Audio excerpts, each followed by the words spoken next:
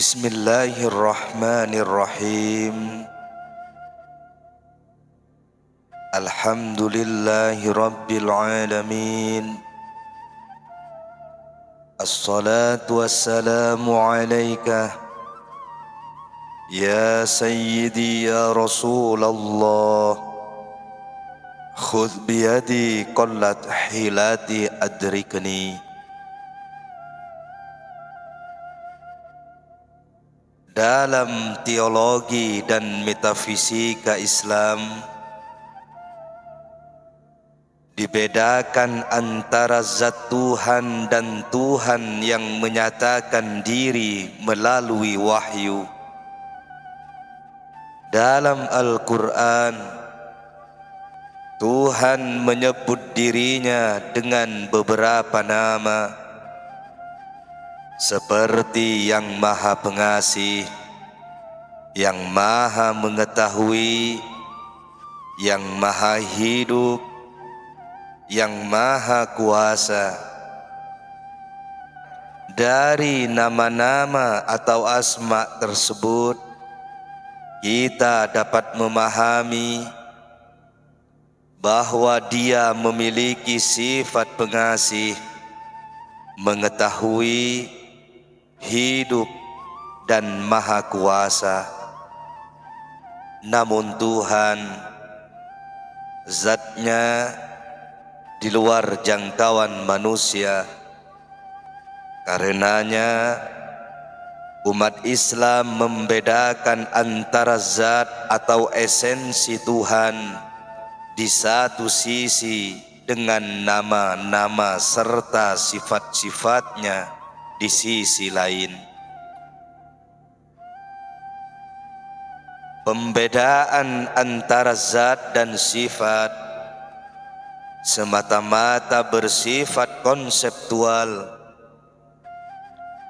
dalam pengertian bahwa tidak ada perbedaan ontologis antara kedua sisi tersebut.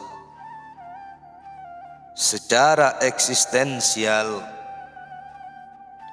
nama-nama dan sifat-sifat tidak dapat dipisahkan dari zat.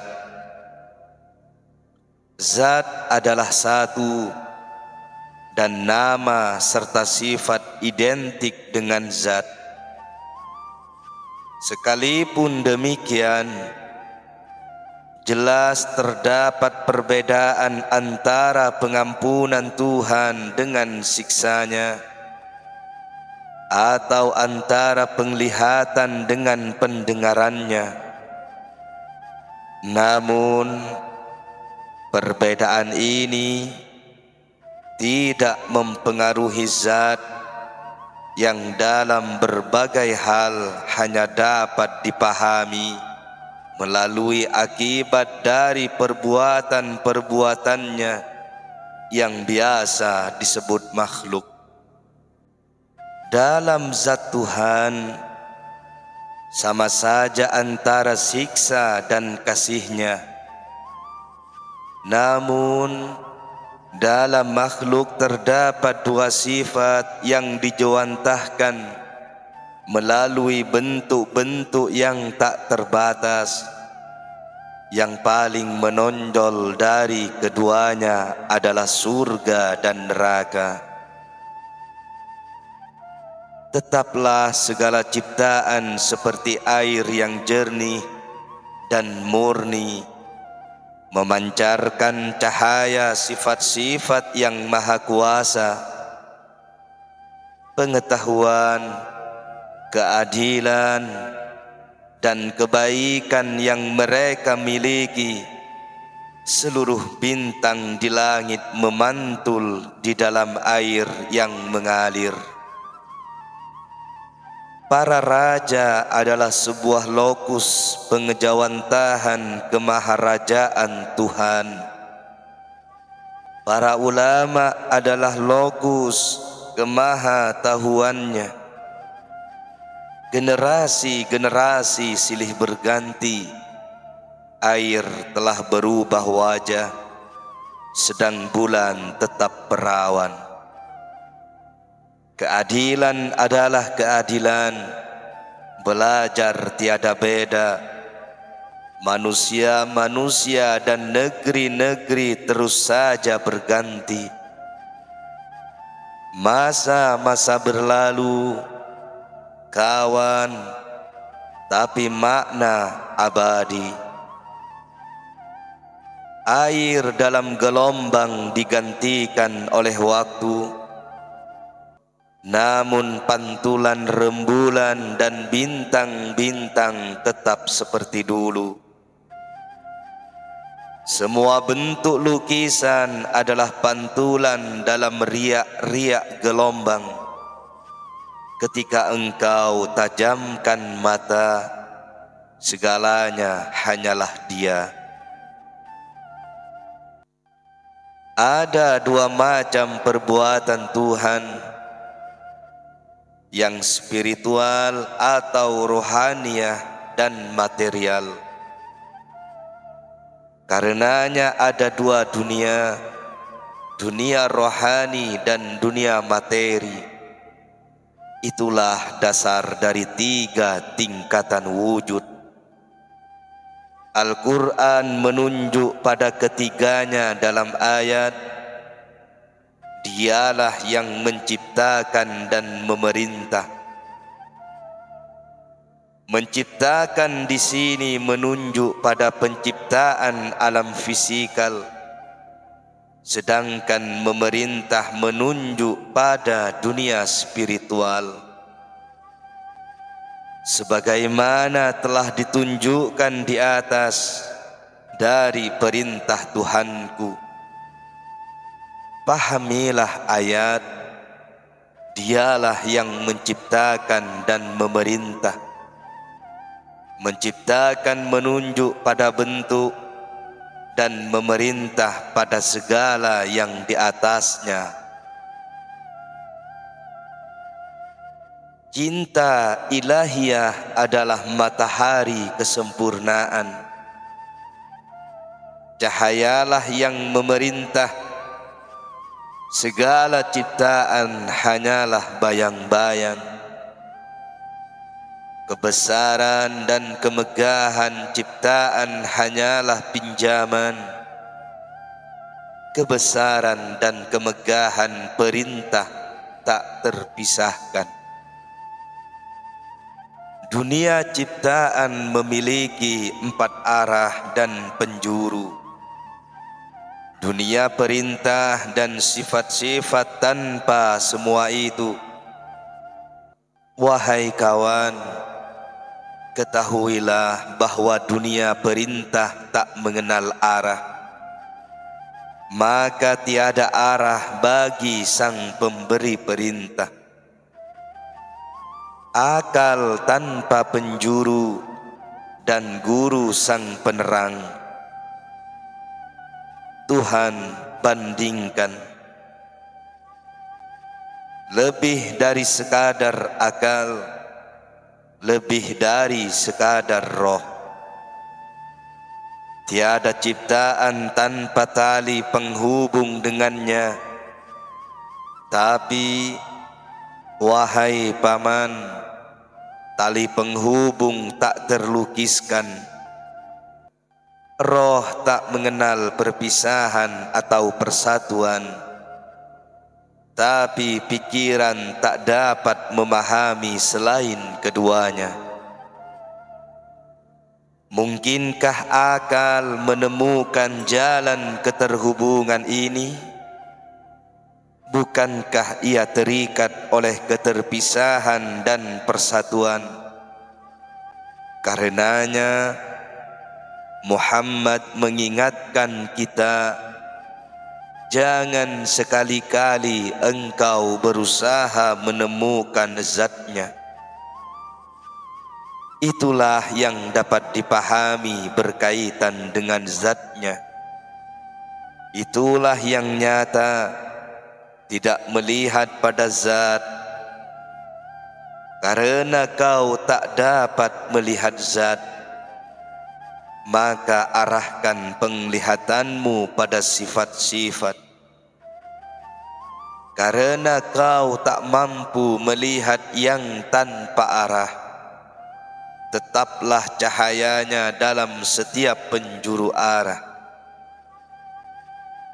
Manusia yang tak mampu melihat sifat-sifat, melihat pada ciptaannya, dia yang kehilangan penglihatan zat beserta sifat-sifat. Haruskah dia menatap sifat-sifatnya? Wahai anak muda, karena dia telah menyatu dengan zatnya, kau juga dapat melihatnya setiap saat dalam segala yang tercipta walau beraneka. Tapi tak satu pun perbuatan-perbuatannya mengejawantahkan yang selainnya.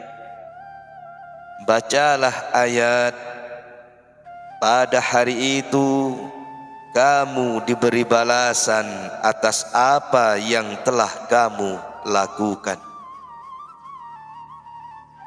Jangan kau anggap dia tidak berbuat dan tanpa perbuatan. Setiap hari dia berbuat dengan mengirim 3 pasukan. Sepasukan sulbi dikirim kepada kaum ibu, sehingga benih tumbuh dalam rahim. Sepasukan rahim dikirim kepada tanah, maka dunia dipenuhi dengan laki-laki dan perempuan. Sepasukan tanah dikirim ke kuburan, maka setiap manusia melihat perbuatan-perbuatan baiknya. Segala akibat dan buah kasih Tuhan nyata, tapi siapa yang dapat melihat hakikat kasih-Nya kecuali Dia? Tiada seorang pun yang dapat mengetahui hakikat sifat-sifat kemahasempurnaannya kecuali melalui akibat dan perumpamaan. Anak kecil tidak tahu hakikat persetubuhan kecuali jika engkau beritahu seperti manisan. Mungkinkah hakikat ekstasi seksual seperti hakikat manisan, wahai guru? Tak dapat memahami hakikat, wahai paman. Itulah keadaan orang awam, bukan keadaan setiap orang. Hakikat-hakikat, rahasia-rahasianya tak akan tampak kecuali oleh mata kesempurnaan orang-orang suci.